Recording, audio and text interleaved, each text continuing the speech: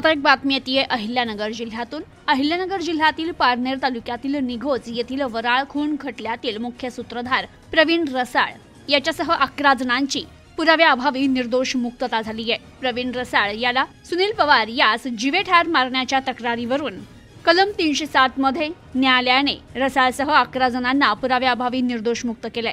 आरोपीतर्फे advocate Parimal फळे, पंकज खराडे, पोपट चव्हाण यांनी काम पाहिले।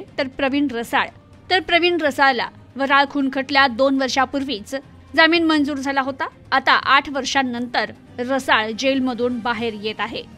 Bureau report, news today 24, Ahilyanagar.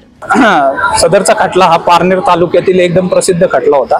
सदर खटल्यामध्ये बरेच दिवस कोर्टमध्ये कामकाज चालू होतं। सदर खटल्यामध्ये आज रोजी प्रवीण रसाळ, विकास आनंद रसाळ, प्रवीण आनंद रसाळ व इतर सर्व आरोपींची पुराव्याअभावी मेहरबान कोर्टाने निर्दोष मुक्तता केलेली आहे। याच्यामध्ये सरकार पक्षातर्फे एकूण 13 साक्षीदार तपासण्यात आले होते। त्याच्यामध्ये महत्त्वाचे म्हणजे जखमीचा भाऊ हा फिर्यादी होता आणि त्यांचा एक साक्षीदार मित्र होता।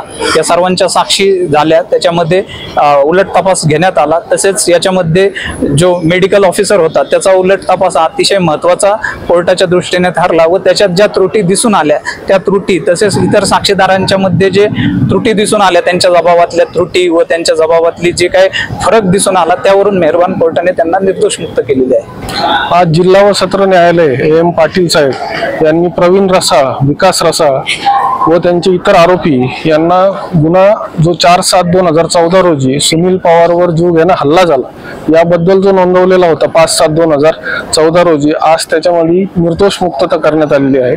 त्यामध्ये मी तसेच आमचे खराडे साहेब या दोघांनी त्यांच्या वतीने काम पाहिलेले आहे। सरकार पक्षाने जवळपास 13 साक्षीदारांच्या साक्षी नोंदवल्या। त्याच्यामध्ये डॉक्टर सुनील पवार तसेच शरद पवार यांच्या साक्षी महत्त्वाच्या होत्या आणि त्यांचा उलट तपास झाल्यानंतर तसेच आमच्या दोघांचा युक्तिवाद झाल्यानंतर माननीय न्यायालय या मतावर पोहोचले की त्यांना निर्दोष मुक्त करण्यात यावे। त्याच्यामुळे आज त्यांना निर्दोष मुक्तता करण्यात आली आहे।